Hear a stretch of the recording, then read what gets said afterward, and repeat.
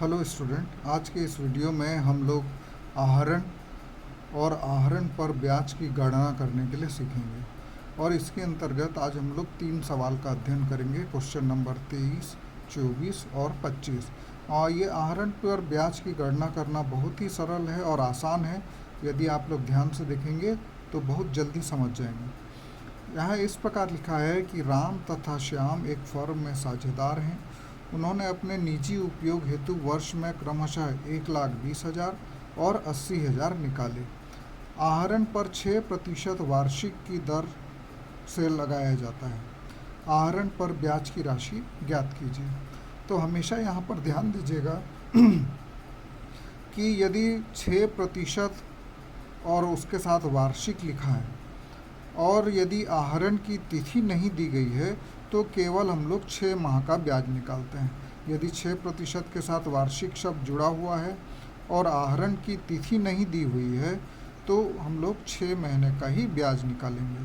तो इस प्रश्न में राम ने 1,20,000 निकाला और श्याम ने 80,000 निकाला। तो इसका हम लोग 6% जो कि दर दिया हुआ है, और चूंकि वार्षिक शब्द जुड़ा है और आहरण की तिथि नहीं दी गई है इसलिए हम लोग केवल 6 माह के ब्याज की गणना करेंगे।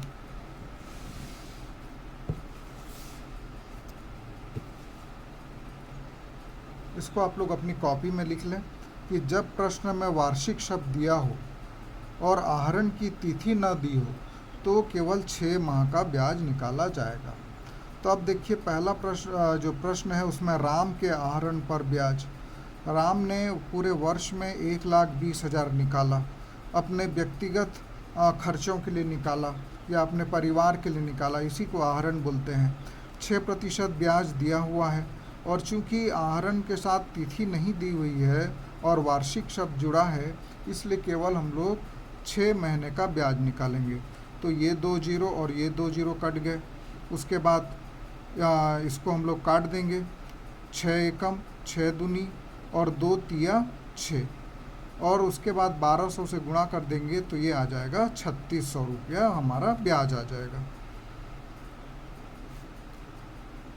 उसके बाद श्याम के आहरण पर ब्याज की गणना करेंगे हम लोग। 80,000 श्याम ने निकाला था। 6% अर्थात गुणित 6/100 और 6 माह का गुणित 6/12। तो 6 दूनी 12 हो गया और 2 से हम लोग 6 को काटेंगे तो 3, और ये 2 जीरो ये 2 जीरो कट कैंसिल हो गया। तो ये 800 गुणित 3 करेंगे तो ये आएगा 2,400 रुपया। ये हमारा उत्तर है।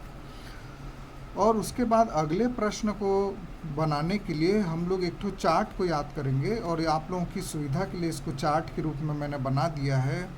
और इस सूत्र को सूत्र विधि भी बोलते हैं, और इसको आप लोग याद कर लेंगे तो बहुत आसानी से सवालों को बना लेंगे। यदि आहरण प्रत्येक माह के प्रथम दिन में हुआ है तो गुणित 6.5/12 करेंगे। यदि आहरण प्रत्येक माह के मध्य में किया गया है तो 6/12 करेंगे, और यदि प्रत्येक माह के अंत में किया है तो 5.5 भागित 12 करेंगे।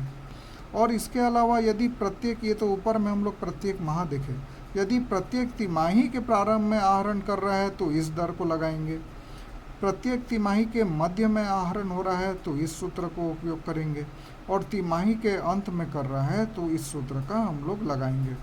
तो आप लोग ये जो 6 दिए हुए हैं सूत्र, इसको बिल्कुल मुखाग्र याद कर लें ताकि किसी भी प्रकार की कोई दिक्कत ना आए।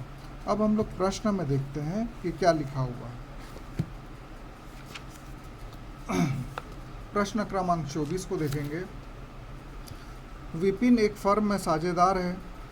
वर्ष के दौरान उन्होंने 6,000 रुपये व्यवसाय से निजी प्रयोग के लिए निकाले, इसी को आहरण बोलते हैं। आहरण पर ब्याज 10% की दर से लगाया जाता है। आहरण पर ब्याज निम्न परिस्थितियों में निकालिए।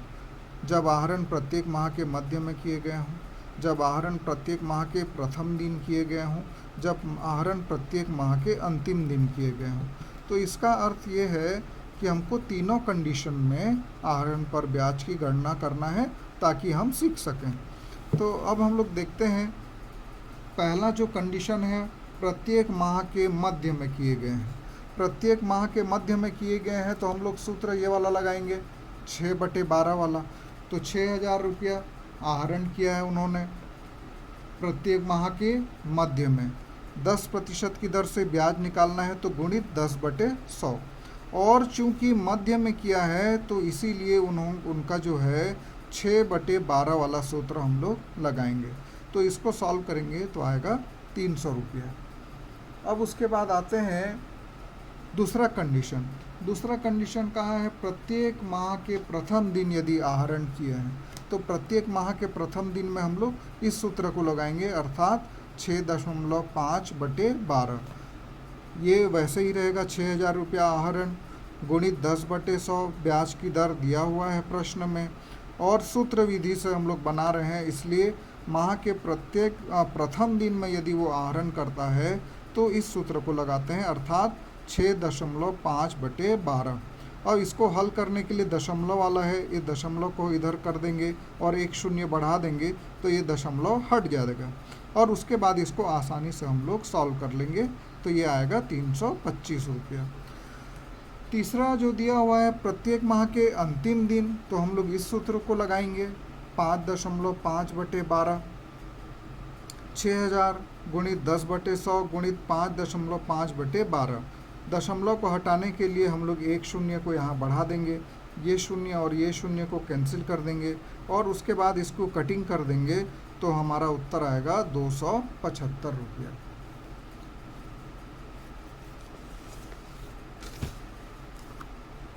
उसके बाद प्रश्न क्रमांक 25 को देखेंगे। निम्नलिखित परिस्थितियों में 31 मार्च 17 को समाप्त होने वाले वर्ष के लिए मिस्टर नरेश के आहरण पर 10% की दर से ब्याज की गणना कीजिए। अब यहाँ पे हम लोग ऊपर वाले सवाल में प्रत्येक माह का देखे थे, अभी यहाँ प्रत्येक तिमाही का देखेंगे। प्रत्येक तिमाही के प्रारंभ में, अंत में और मध्य में, तो इसके लिए भी हम लोग सूत्र विधि का प्रयोग करेंगे। तो चूंकि एक वर्ष में 3 तिमाही होते हैं और ये प्रत्येक तिमाही के प्रारंभ में 8,000 निकालता है, तिमाही के अंत में निकालता है और मध्य में निकालता है, तो हर तिमाही अर्थात एक वर्ष में 4 तिमाही होते हैं, तो वो कुल मिलाकर 8 चौक 32,000 रुपया कुल आहरण किया होगा। तो इसलिए हम लोग 32,000 को ध्यान देंगे। आप लोग विशेष रूप से इस बात का ध्यान दें कि जब भी तिमाही आता है तो हमको ध्यान में रखना पड़ता है। तो 8,000 गुणित 4 बराबर 32,000। अब 32,000 गुणित 10/100 गुणित सूत्र विधि से 7.5/120 करेंगे, इसको हल करेंगे तो आएगा 2,000 रुपया। तिमाही के अंत में करता है तो 32,000 गुणित 10/100 और सूत्र विधि से 4.5/120, और तिमाही के मध्य में करता है तो 32,000 गुणित 10/100 गुणित 6/12। तो इस विधि से आएगा इसका उत्तर 1,600, 1,200 और 2,000। तो कुल मिला के आप लोगों को इस सूत्र को ध्यान में रखना है और इस सूत्र को याद कर लेना है कि प्रत्येक माह के प्रथम दिन यदि करता है तो कितना होगा, और प्रत्येक माह के मध्य में करता है तो कितना होगा, और प्रत्येक माह के अंत में करता है तो कितना होगा, और उसी प्रकार प्रत्येक तिमाही के प्रारंभ में, मध्य में और अंत में। और अभी जो सवाल हम लोगों ने किया था उसमें लिखा है प्रत्येक तिमाही के प्रारंभ में, तो प्रत्येक तिमाही के प्रारंभ में अर्थात एक वर्ष में 4 तिमाही होते हैं, इसलिए हम लोगों ने 8,000 गुणित 4 किया और 32,000 पर ब्याज की गणना की।